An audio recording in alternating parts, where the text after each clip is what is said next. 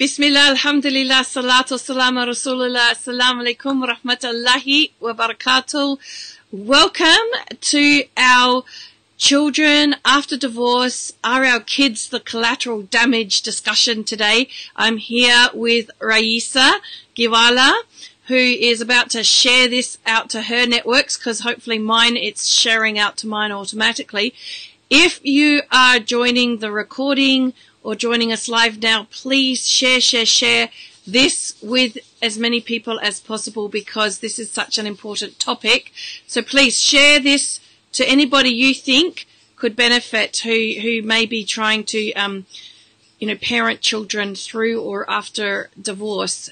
Really important topic. So the reason I am talking to Rayesa today, and Jazakallah khair Rayesa for taking time out of your day to do this with me, is because it is such an important topic that we are both very passionate about.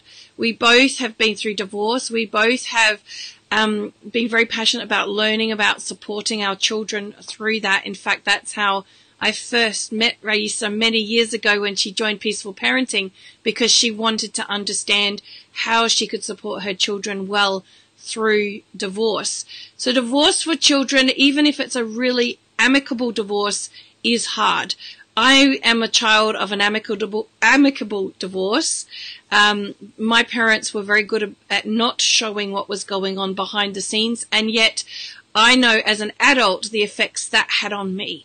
So are our children being a part of collateral damage, through that divorce process? This is what we're going to discuss today, and I'm really excited to discuss it with Rayesa, because she has made it her mission to help teach sisters how to do this, how they can really powerfully parent their children through divorce so that they don't end up collateral damage, inshallah. So welcome, Rayesa. I'm so excited to be talking to you about this today.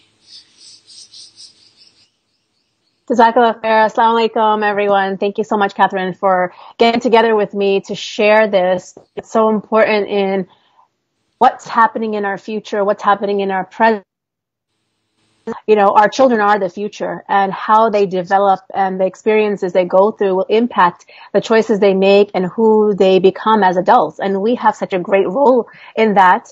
And, one thing I really want to point out is that a lot of times people think that, okay, well, I have to stay married at all costs, regardless of what is going on in my marriage, whether it's abusive or whether it's harmful for you or the children. And because that's what's good for the children. And, it's really, I'm a firm believer that it's not about whether the parents stay married or they're not married, but it's two things, really. Is there conflict? Are the children caught in the crossfire of the conflict between mom and dad, whether they're in a married relationship in a one single home, or whether they're in divorced in two separate homes? Are the children caught in the conflict? So it's keeping them out of the conflict, because the conflict is what causes hurt and trauma for children. And the second thing is, are they able to unconditionally have a meaningful relationship with both parents? Meaning that there's no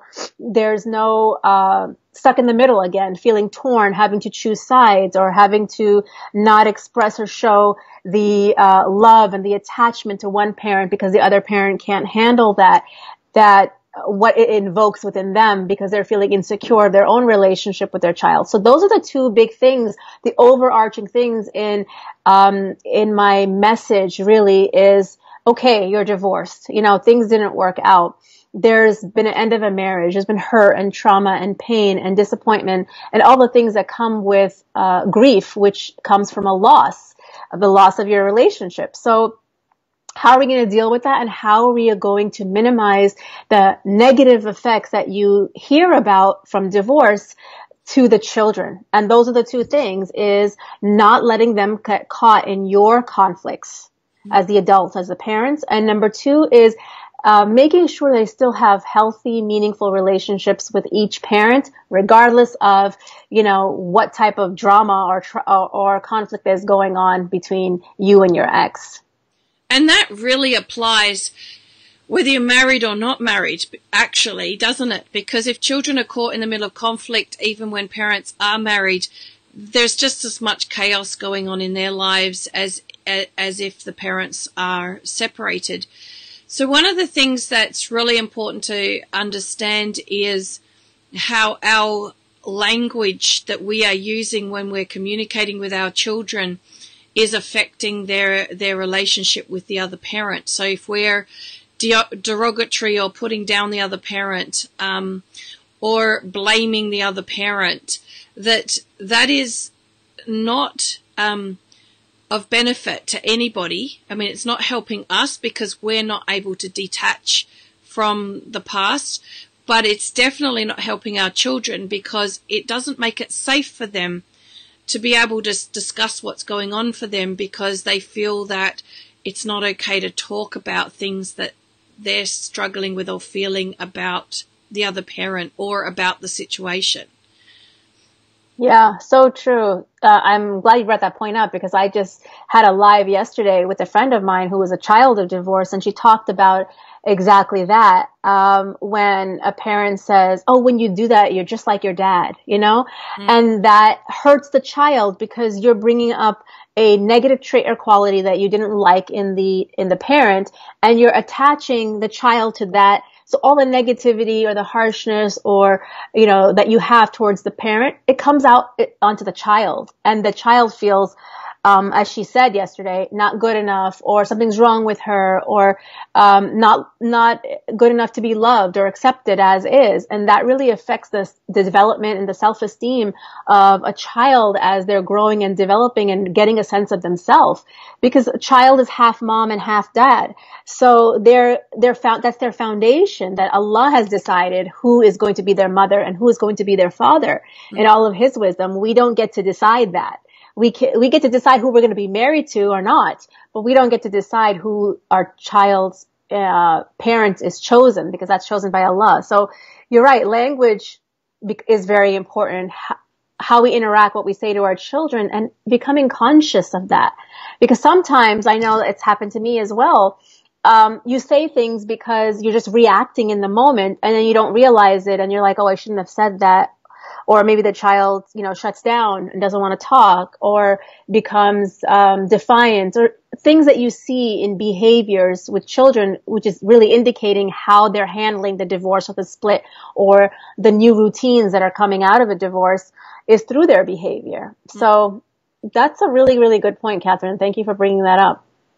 It also leads me to why we feel it's necessary to speak like that. And especially because in my case, their dad was saying a lot of lies about me, and it felt like I had to counter those lies, that I had to justify, that I had to get caught up in that whole story, when the reality is that we have to understand and remember that our children are going to love us anyway, and it's not about competing for their love or their attention, that we're more likely to actually maintain that loving relationship with our children if we don't buy into that competition, and that we have the confidence in ourselves and our relationship with our children to just focus on nurturing that and not worrying about what he says.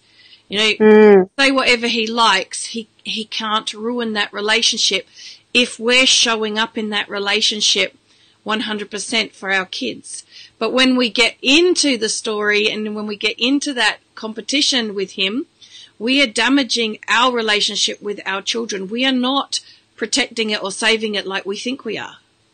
Yeah, so true. And I have a lot of experience with this because that was one of my greatest insights. I didn't have a very high conflict marriage, I guess you could say, because I was in a very codependent relationship, and that's who I was. So it was very easy to control and manipulate me, and I didn't even realize it.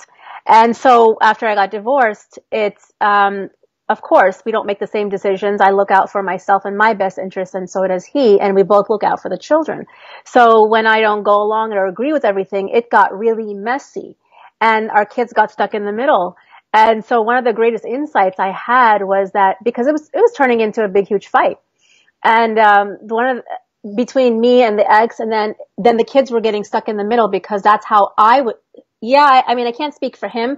But what I'm talking about myself is that's how I was showing up with the kids. That if I was angry or upset about a disagreement or a conflict that we had, in my mind, I would have that in my mind when I was talking to them.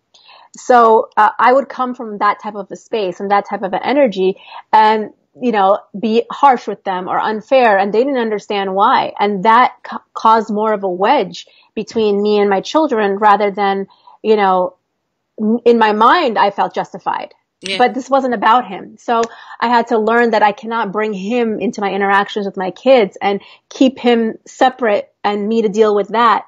And with my children, it's just us. Even when children are being manipulated by the other parent to do or to behave how that other parent expects them to be in your presence or with you or in your home, it can get really messy, because they can, they can do things that trigger you to think, oh, they're under the control and manipulation of their father, and that's why they're behaving like this. So then you lash back as you would to him.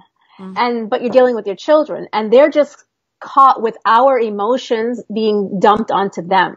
And that was one of the things that my friend talked about too, being a child of divorce, is how important it is for parents to have a safe space to take care of their own mental health and well-being, dealing with their own issues with the end of their marriage or with their ex-spouse, rather than dumping it on our children, because it hurts them at the end of the day, and it drives a wedge between you and the kids. And at the end of the day, what's the most important thing is our relationship with our children. We have no power or control about their relationship with their father, and we can want it any which way we want, but it's kind of not our business anymore. It stopped being our business once the divorce was decreed, and our job is, when we have the kids, and to focus 100% on that. And if we really put our energy into that, we would realize that that's enough, that we don't need more than that, because kids, they need a lot from us.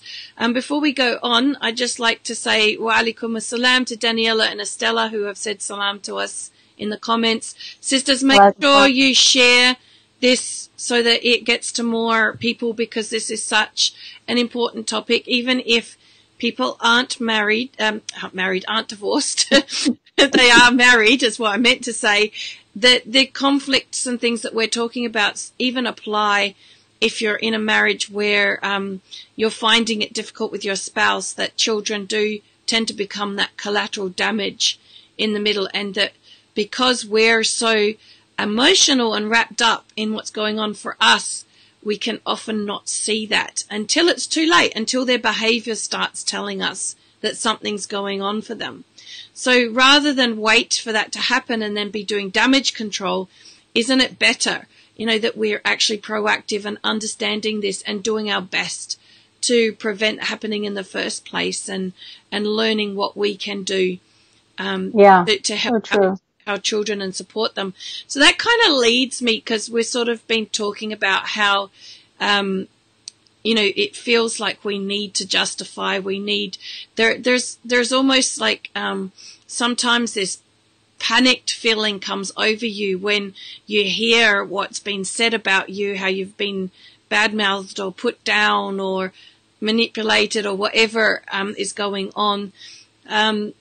It almost feels like it's impossible to allow that and not say something about it, isn't it? It's like it's really, there's so much going on emotionally for us in that moment.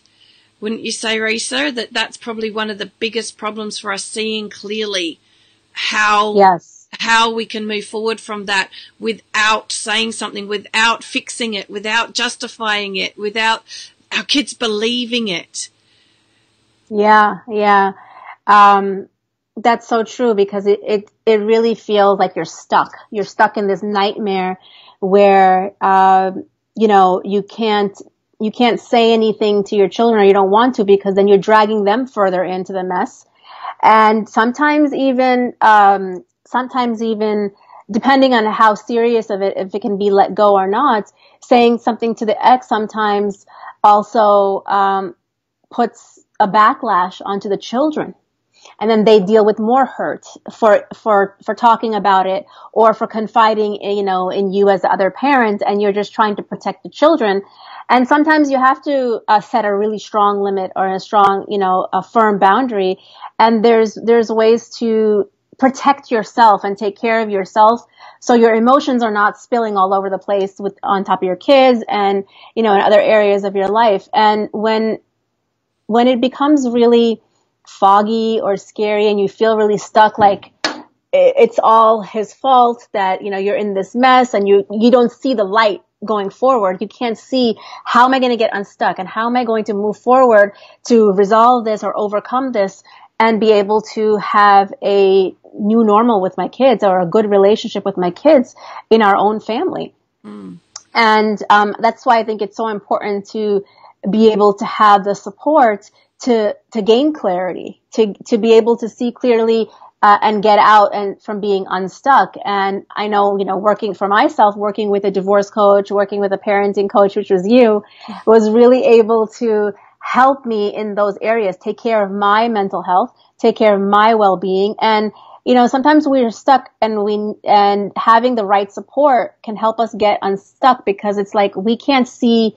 It's like the side view mirror, right? We have a blind spot, and we can't always see where we're stuck because we're emotionally attached to it. We're in it. We're in the mess, and we can't see. So having a neutral space, a safe space to be able to clear that fog, if you will, is so helpful in making the right decision, and showing up in the way you really want to show up in these relationships, rather than just reacting from what you're feeling subconsciously and then regretting it later and causing that collateral damage that you're talking about.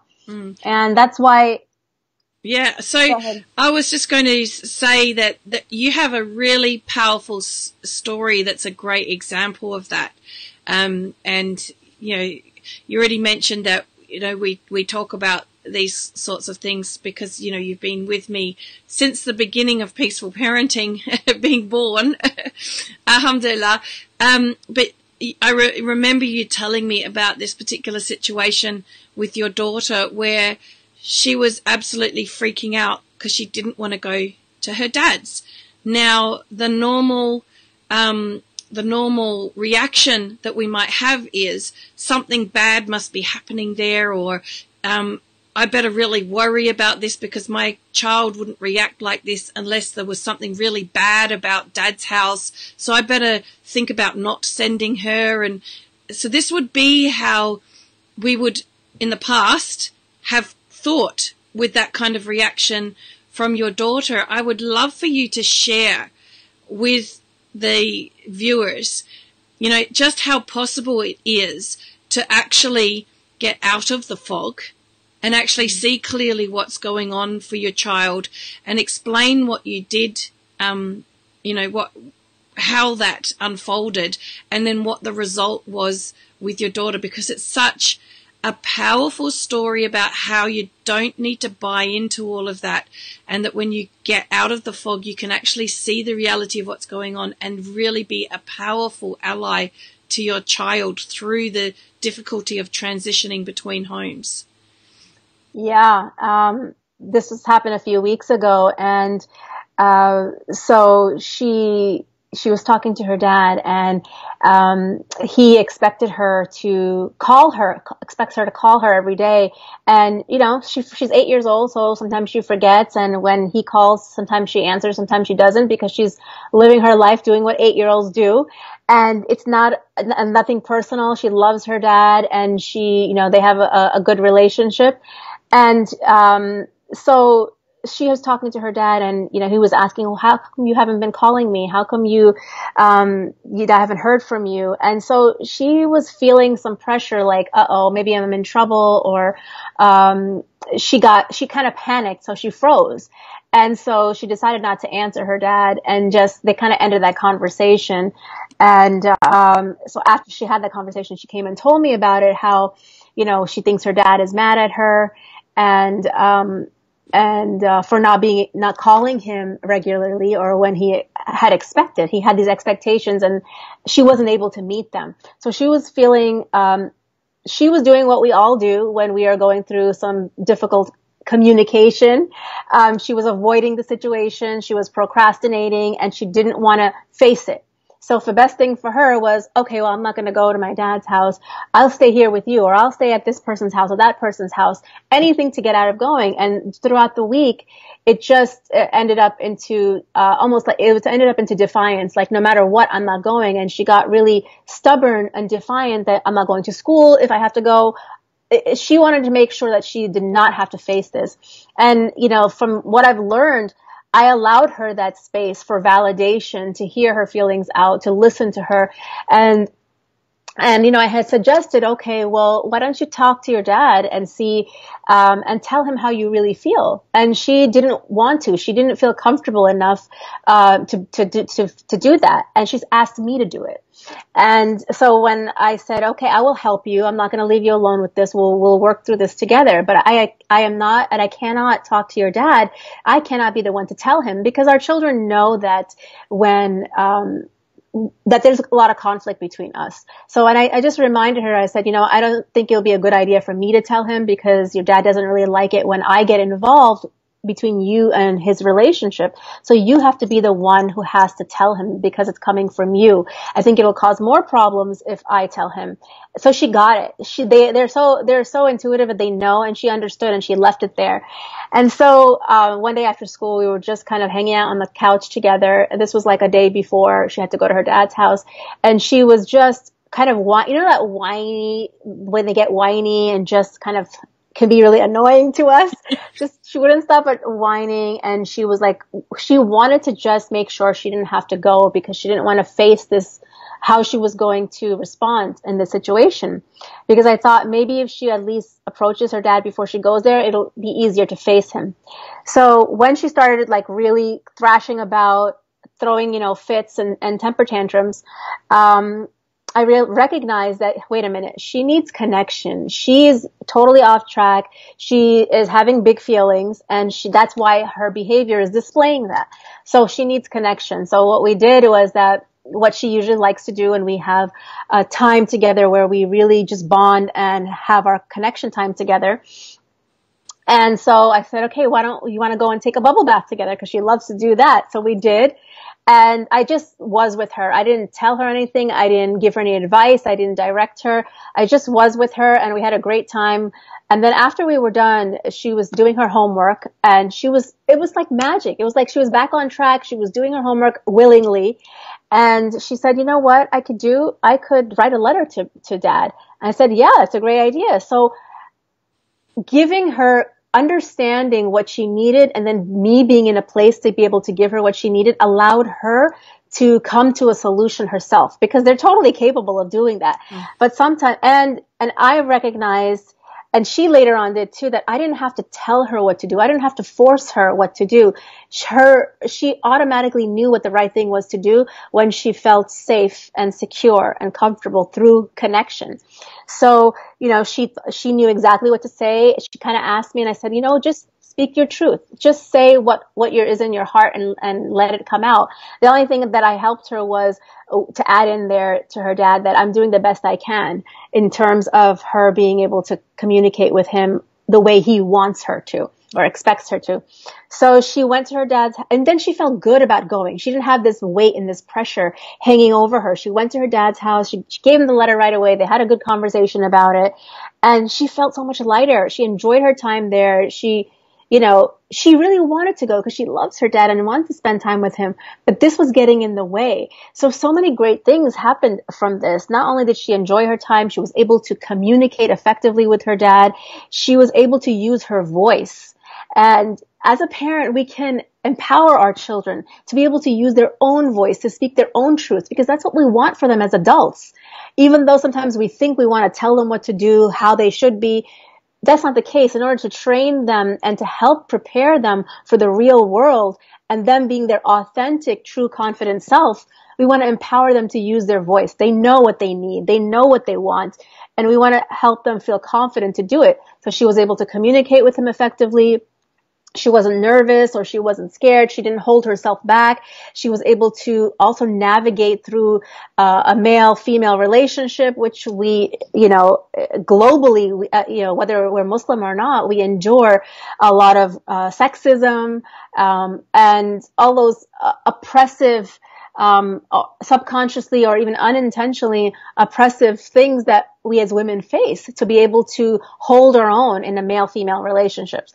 And it helped my relationship with her. She felt like she could come to me, trust me. I had her back, but I wasn't going to push her or force her in a direction that I thought she should go. I allowed her to see that she could navigate herself by giving her the safety and the security she needed through connection. And, it's really made a big difference in our relationship, knowing that I know that I intuitively can parent her, and she knows that she can come to me with safety with anything that comes up. So alhamdulillah, that's what, that little thing. And before I would have been like angry at him. I would have said, oh my God, look at him. He's trying to manipulate her. He's putting so much pressure on her. He's doing this, this, and this. And I would have bashed him in my mind. And then I would have brought that energy to her and put her more in the middle and hurt her. Or I would have went into battle with him, and that would have not been helpful. It would have made a mess, and it would not have helped her. And I hope that those who are listening can see that had you taken any of those paths, you would have disempowered her and not helped her learn how to stand up as a woman to communicate to an important man in her life what it was that she needed.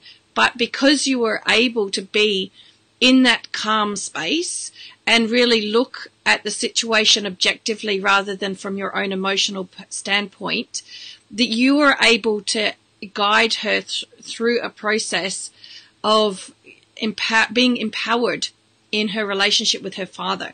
Now, from what we understand, these childhood experiences are so important. Can you imagine the difference it's going to make for her when she's married, in her being able to talk to her husband and say, look, this is what I need, or I'm trying my best, instead of, the dysfunctional conversations and communication that we tend to have going on because we haven't passive aggressive or just avoidance that cause more explosions later on, right? Exactly. So it is so possible to do this. And what I'm really excited about is how you've put together a workshop, which is pretty much the first step for any sister out there who is wanting to take this journey in being able to do what you've just shared with us.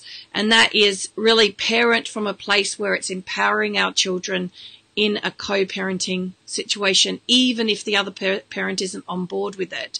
And certainly your ex is not really on board with anything. Co-parenting. Anything. I mean, it's his way or the highway, generally speaking.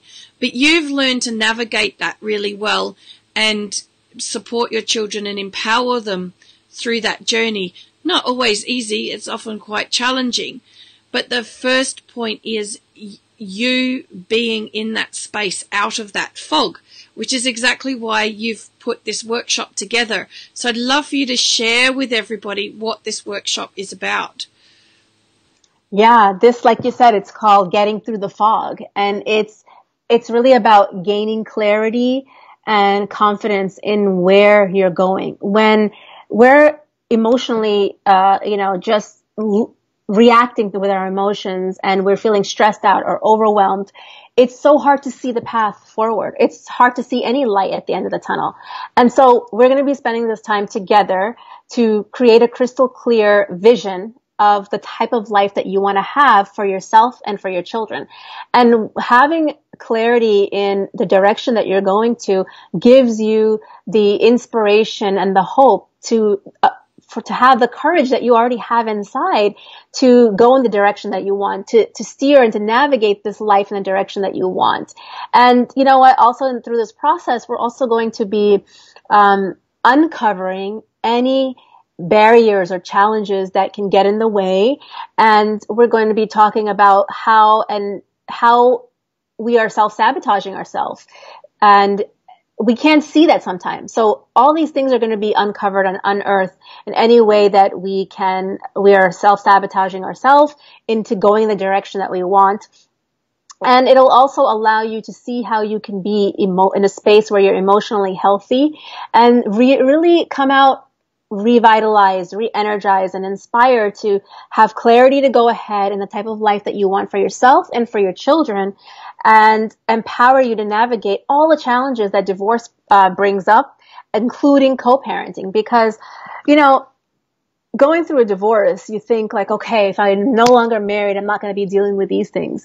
But life is never free of challenges, whether, you're married or not married. And it's kind of like someone once told me, you're trading in one set of challenges for another set. So there's always going to be, like, when you have children especially, you're going to have to figure out a way to raise these children, because you're always going to be connected in that regard.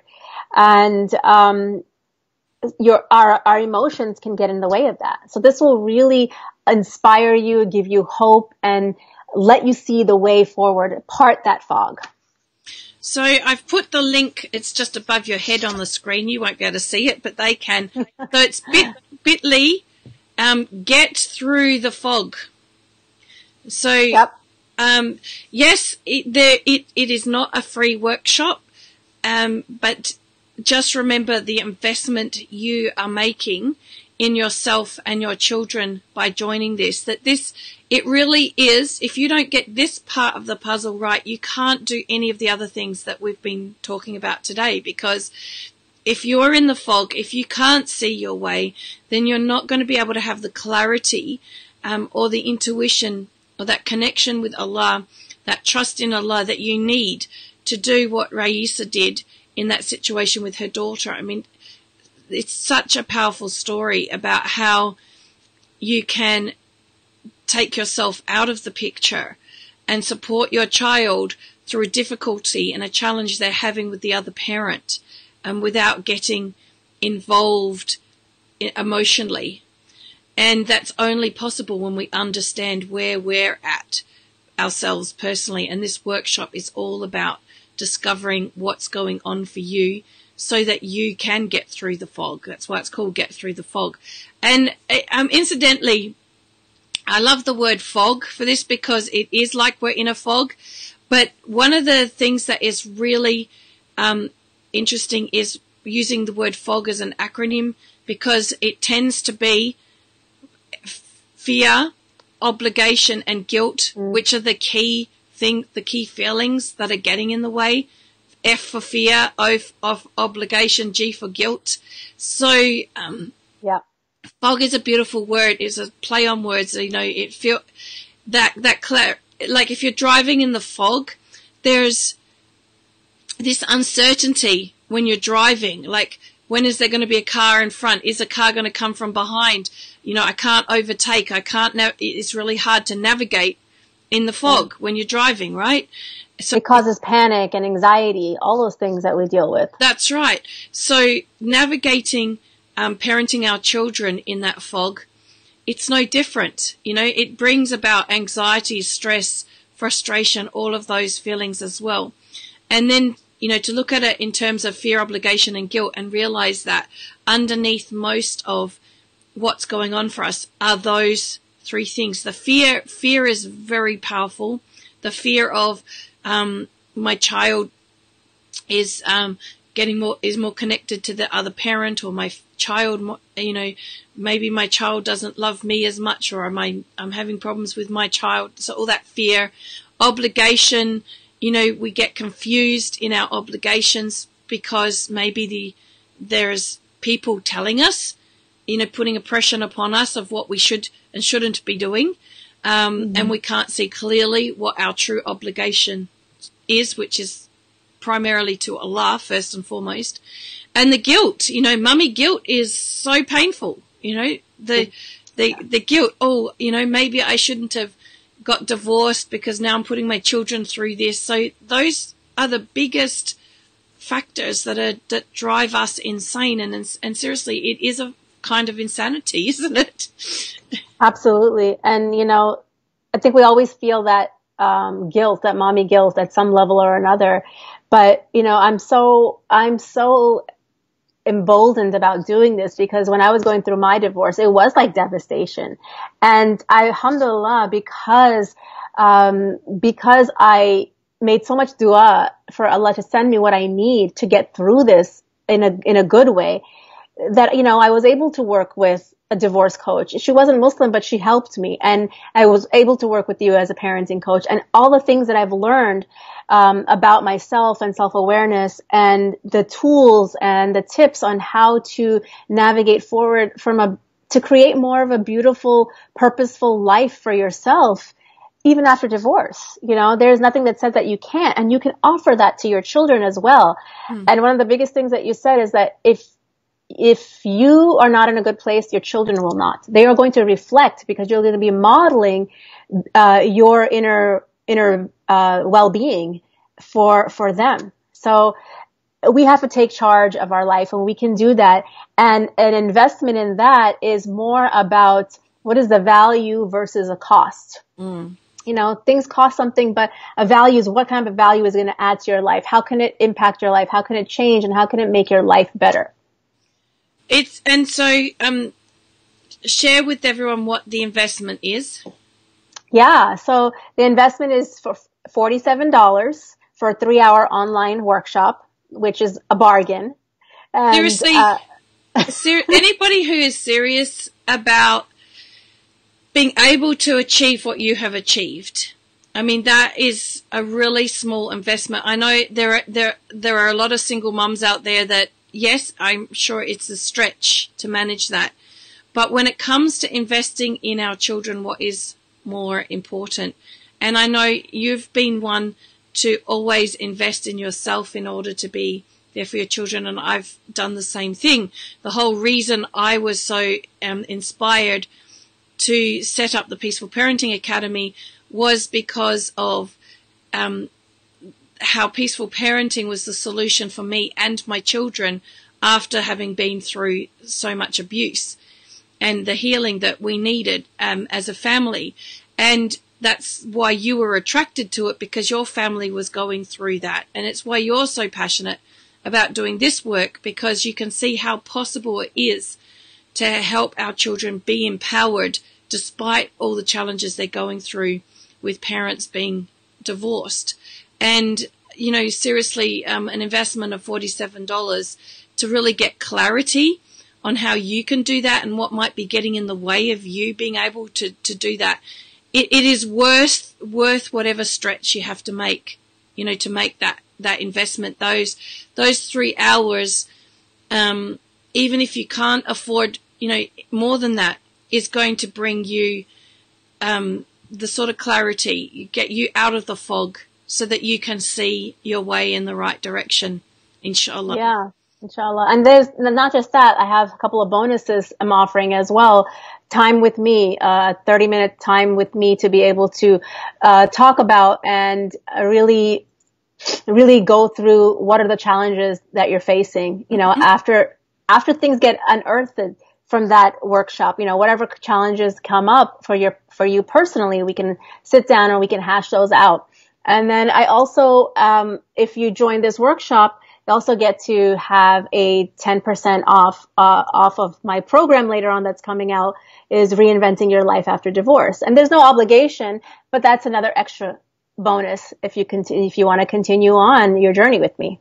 Well, that's fantastic. So the workshop might reveal for them where they're getting stuck, and so then they have that opportunity to spend some time with you where you can help them get unstuck from whatever that is, because we all get stuck.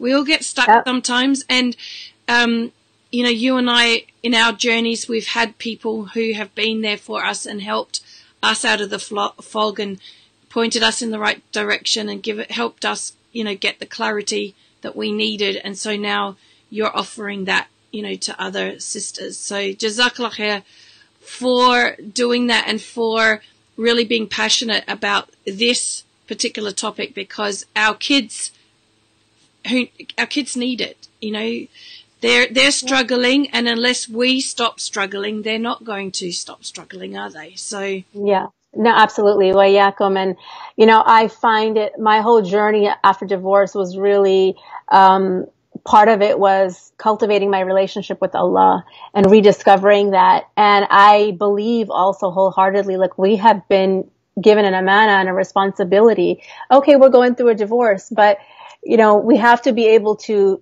we're responsible to tie our camel and put our trust in Allah. If we just sit here and make dua and don't take the action, nothing will happen, because Allah does not change a situation for people unless they change what's within themselves.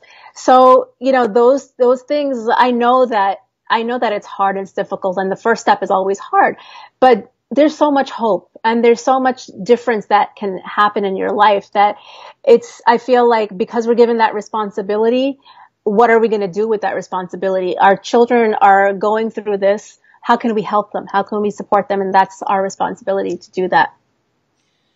So before we go, last call to action, bit.ly, get through the fog and go and check it out. Rayesa's done a beautiful page there for you, so you can check out what's involved. Really see if you can make the investment in yourself and your children to get that clarity and get out of the fog, so that you can parent your children powerfully, just as Rayesa has done with hers, alhamdulillah. So Jazakallah khair, Rayesa. It's been a very valuable conversation. I hope the sisters who have joined us have really benefited and have a deeper understanding of what's possible and what they need to do to be able to make that possible in their lives too, inshallah. So Assalamu alaikum. Wa alaikum salam wa barakatuh. Wa yakum, my pleasure, my honor, and I can't wait to see you on the workshop. Inshallah. Assalamu alaikum, everyone. Wa alaikum salam.